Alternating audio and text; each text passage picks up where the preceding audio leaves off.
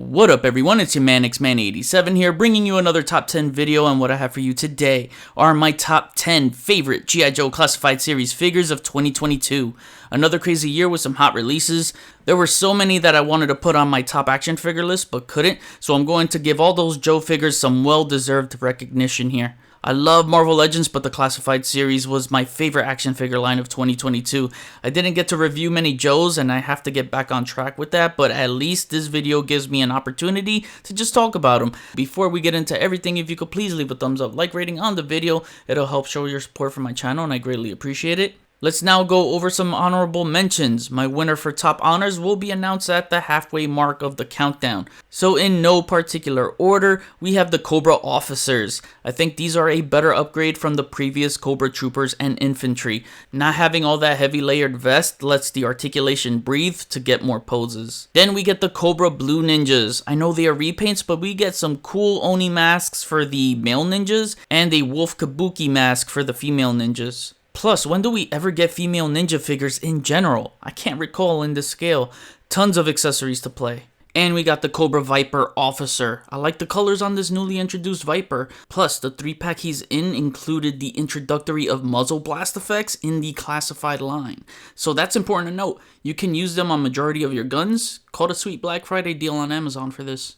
And then we have Kamakura. I don't get the hate he's getting being dubbed as a green Storm Shadow. Only the torso and upper legs are the same, but everything else is brand new. All nicely sculpted. He gets the deluxe treatment, so a handful of accessories. But again, for ninjas, we need alternate hands. Again, stay tuned for the winner of top honors in the middle of the countdown. And with that said, let's get ready to count down. Kicking things off at the number 10 spot, we have Dr. Mindbender. This is the most jacked orthodontist I've ever seen. I love his classic look, so much so that I was worried at first because I wasn't sure if the shirtless purple pants look would be deemed goofy with this more modernized era of G.I. Joe. But I'll say they pulled it off, even though he looks like he's about to perform at a male strip club. I did run into the issue that many others ran into with the fabric dye fused into the plastic on his arms. I'm happy with the soft goods, but they should have used another material. Though the material they used here still looks good. Maybe keeping the jacket separate in a little baggie would have helped to prevent the stain. I also have another QC issue on the leg, but aside from that, he's still a great looking figure. Actually, he's one of their best looking figures in the line. The sculpt, the getup, and the facial details, especially with his stash and the monocle, are all an A++. The best thing about this figure are his awesome accessories. We get some weapons and some laboratory experimental decor.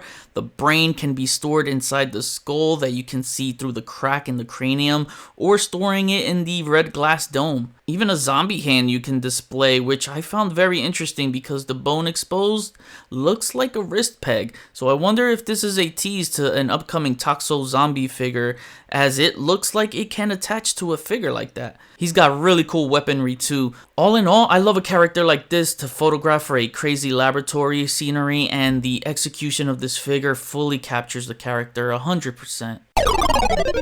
At number 9, we have Spirit. This is a lovely figure. I love how they paid homage to his indigenous roots, and being someone of indigenous culture myself, it's something that truly means a ton to me. The painted details such as the tomahawk painted on his right shoulder, the sheath with the tassels, and the knife to store in it has a nice tribal pattern and an eagle head hilt. The headband and the braided hair, such a beautiful head sculpt. The representation was captured admirably here. Incredible details on everything else. The bodywork of the sculpt, paint articulation, and his accessories such as a badass hunting rifle. This team's medic is equipped properly. The main accessory that I treat as a figure itself being its own character is his pet eagle, Freedom, who is his trusty scout, messenger, and tracker. A nicely articulated animal with moving legs, ankle swivel, rotatable head and wings, even swappable wings to display folded in or spread out for an impressive wingspan. You can perch Freedom on Spirit's forearm or on his backpack. He's elegantly displayable. Spirit Iron Knife is one of the best figures pound for pound in all of 2022. Coming in at number 8 are the Crimson Twins, Tomax and XAMOT. I always found this pair interesting as one can feel the other's pain. I know it's two figures in one spot, but they just go together. I love how some of the placing on their outfits are reversed, like one having the sheath on the other side of the leg and the bandolier sash going the other way. It's another neat way to tell them apart other than XAMOT's facial scar. They really stuck to their traditional look. They barely altered anything at all. I have the utmost appreciation for keeping things accurate to the original. That's just the action figure purist in me. The only thing I wish they applied was a metallic silver paint deco. It would have made them stand out so much more because this gray molded plastic cheapens the look. Great head sculpts and just great sculpt work overall. Not many accessories. We get the zigzag daggers, which look neat, and a SMG styled gun. Smooth articulation. I'd love to see them in their suit versions next. They are a necessity in the collection to lead your Crimson Guards into battle on your display. Coming in at number 7 is ZARANA. ZARANA is one of the best all-around sculpted female figures. She's got great muscle tones on the right curves. Just look at that abdomen. She makes some other Joes in the line look like they have dad bods. Another one they kept true to her look. The sculpting is absolutely superb on her. The ripped jeans with the pink leggings exposed underneath. The pink crop top vest, which has this silver studded section in which the texturing feels like they are real studs. So much authenticity and strict attention to details on everything about her. I like the interchangeable wig so you can display a more classic hairstyle if you wanted to, but I like this style with the orange highlights more. It better suits her face, although the classic isn't bad at all. Her face sculpt is striking, man. She's definitely got a don't F with me or I'm gonna kill you kind of vibe. Good storage options for accessories, and my favorite accessory is her iconic buzzsaw rifle here. It's a great design. Stellar articulation. It's hard to point out any flaws on her. Can't wait to round out these dreadnoughts, and hopefully they make a Cold Slither variant. She's one of the very best female figures period in all of 2022. At number 6, we have the Crimson Guard. What can I say about these guys? My second favorite army builder in the line for 2022. They made these guys look like actual guardsmen with not just their bayonet rifle, but equipping them with a sword. I like that. Makes them look dangerously versatile. So the accessories made a big impression on me right off the bat. The metallic silver paint is so shiny and clean, and with details showing their rank badge. So this figure shows up for those details. The crimson color is the right tone of red for me. I just wish they had these silver face guards like their classic look instead of the black, but that doesn't mean the black looks bad at all. I'm just saying I prefer the classic, but I have no problems with the black. In fact, I think it makes them look tougher. You would know to step out of the way if these guys pulled up on your block. However, the silver face guard will show up on the retro carded repaint. Although that one has a brighter red because it matches more of the Sunbow cartoons, but you know, I might cop them. We'll see. Articulation is solid as ever with the sculpted proportions blending smoothly together. You can get some dynamic CQC poses. Nothing really breaking up the aesthetics here, and that's always a great thing. Adding the Crimson Twins besides them adds more flair to them. Not like they don't have any flair already, they do, but it's always complimentary to have their leaders in command on display. These guys are truly a wonder on hand. And my winners for top honors are the Alley Vipers. These Alley Vipers are heavy loaded with accessories as all G.I. Joe figures should be. One thing I love about the accessories is the storage options and versatility throughout. I can go on and talk about accessories forever, but the figure itself is damn awesome. When you army build them, it's even more awesome. The sculpting itself is superb.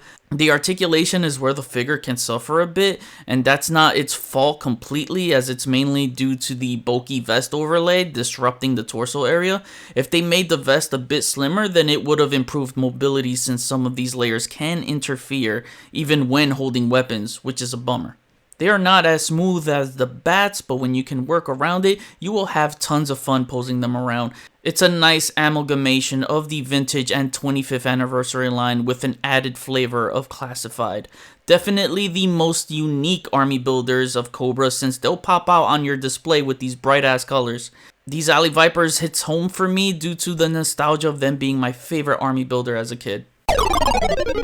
Coming in at number 5 is Sergeant Slaughter. I was shocked when this figure was revealed and honestly didn't expect him to come out so soon in the line, especially since his Valiverse figure was already made. Both those Slaughter figures are good, but if you are dedicated more to Joe's, then Joe's is the way to go. Plus, he just scales so much better. Sergeant Slaughter is a tall dude in real life, standing at 6'6". I met him at New York Comic Con some few years back, and yeah, he's a big dude. This figure is swole and it shows. He's almost 7 inches tall, but not taller than Serpentor, which is cartoon accurate. Also nice to have him and Serpentor drop in the same year, as Sarge debuted in that Arise Serpentor Arise saga back in the 80s cartoon. He's got a great look with his fatigue pants and tank. He has some standout accessories, 14 total, so he's loaded. He's got something I want a lot of G.I. Joe figures to have, and that's a bunch of hands. 4 pair of hands in total, so you can have him punching, grappling, pointing, shooting. The options are there. He's got his signature hat, glasses, and whistle, which are all removable. Would have been nice to have a yelling alternate head. Then his rifle, baton, and my favorite accessory of all is his very own micro action figure, and it's even mint on card. Tell me why we get plastic packaging for this micro figure, but we couldn't get it for the main figure. You can remove the micro figure out of its little packaging if you don't want the little guy staying mint on card. Again, the accessories are a ton of fun here and has tons of replay value. My only gripe about the figure, actually 2 gripes I have. 1, they didn't paint the laces and trimming on his boots in black. You can reference his comic, cartoon, and wrestling boots. And 2, the wrist pegs are too damn long. So I always recommend heating it up with like a hairdryer before swapping so you don't potentially break one of them. Other than those gripes, I'm still enjoying this figure as it's entertaining through and through. Another heavy hitter in 2022. Coming in at number 4 are the Cobra B.A.T, my favorite army builder in all of 2022. I can't get enough of these battle android troopers. The switcheroos I can do with all their accessories always increased replay value for me the more I kept messing around with them. So many add-ons you can utilize not included with this figure, such as borrowing blast effects from the Viper 3-pack or those chest blast effects from the Lightning Collection Putty Patrol. Let your imagination go wild to spice up the action scenes. I know I will, as I plan on wanting to make an AIM android trooper to cross over with my Marvel Legends. The battle damage part sells the battle in their name. The sculpting and paint details made my eyes travel everywhere from the chessboard circuitry and all throughout. Could have used some extra touches on the arms. Would have been nice to have some sort of rusty looking dry brush. Having Dr. Mindbender complements them on display. The army building energy is real here and I'll need to keep expanding. I don't know how many more I need, but when it comes to army building G.I. Joes, enough is never enough. Coming in at number 3, we have CROC Master. This one hits home for me as the original 80s version was one of my favorite G.I. Joe figures as a kid. The nostalgia bug bites hard here on another level. Seeing it brought to life in this new era of G.I. Joe we're living in, it's something I dreamed of when I wished for a 6-inch G.I. Joe action figure line since forever ago. I know I placed the Cobra B.A.T in my top 10 action figure list, but now I'll have to replace them with this CROC Master. Just a major attachment I have with this character. So yeah, I find myself shuffling my list a lot, but it's all good. I feel like every figure on this list should all be number 1. They all deserve it. It's a testament to the line of how they consistently drop banger after bangers. He's definitely worth it. He's worth buying 2 for me to display him holding 2 crocodiles. My only gripe is that there are some areas that needed to be painted to fully flesh this figure out. The 2 figures here just sells each other in this pack. Both are greatly articulated figures with accessories that complement each other. It's what a deluxe companion pack like this should look like and be all about. I mean, where else could you find a figure that came with a fully articulated Croc? This line is so unique, I tell you. It's a great pack and one of my favorites from 2022. CROC Master is one of the best figures offered in all of 2022. I highly recommend this for your classified collection. Coming in at number 2 is Storm Shadow, one of the best G.I. Joe offerings to date. He's got detailing to show for. I love the details on the arm and leg wraps, the metallic silver paint on his shurikens. The Cobra logo and Arashikage symbol are painted cleanly. For basically an all-white figure, this figure is highlighted in the right areas to make it stand out. I like that his sash is rotatable to complement dynamic posing. Awesome accessories. The snake head hilt on his katana and wakizashi is a sweet touch, and then storing him on his sheath that's connected to his quiver, which can also connect to his bow. I'm a sucker for multiple storage options like that. He also comes with a hood and a folded down hood, however you'd like to display him, along with an arrow. Too bad his bow isn't customizable to add a string. Other than that, he just needed multiple hands as he's a ninja and needs to be expressive with his hands. I'd like to see him receive a deluxe treatment to offer those options. The faceprint tech adds realism and his proportions, aesthetics, All that is flawless in my opinion. He is the perfect blend between modern and classic. Coming out on top at the #1 spot is Serpentor. Well, if you saw my top 10 action figures of 2022, then you already know who #1 was going to be on this list. As a kid, I was obsessed with the look of this character. He had a toyetic look to begin with, so he was going to look toyetic again in 6-inch scale. The first time he's done in this scale, and it's a special one. The superior sculpting from top to bottom on this figure and on the chariot in its entirety is weaved expertly through, making this a toyetic masterpiece. The gold paint shines like a trophy. He has great range and articulation, and glad he has a fabric cape so it doesn't hinder any movements. They should have put a wire in it for more posability since they went all out with everything else. He's also the tallest G.I. Joe classified figure in the line, standing at 7 inches. He includes a respectable amount of accessories, and even his chariot has accessories, being able to put one of the gunners in his hands or on any other Joes. Adding blast effects will increase that fun factor. Loads of play functionality on the chariot. A figure with a ton of accessories and a vehicle just makes him the total package. When this line first started, my dream figure was to get a Serpentor in his air chariot, and I'm eternally grateful that that dream came true. This was the figure I had the most fun with in 2022. I love this figure to no end.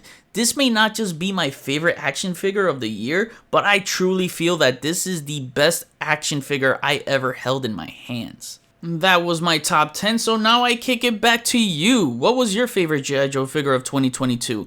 Who made your top 10 list? And name some characters who haven't been revealed yet that you would like to see in 2023. Comment below, let me know, we'll chat about it. Thanks for watching another top 10 video. Please follow me on Instagram if you haven't already at xmanny87. Hit the notification bell so you always know when my latest videos are up. Share and subscribe if you're new. See you on the next video. Peace, peace.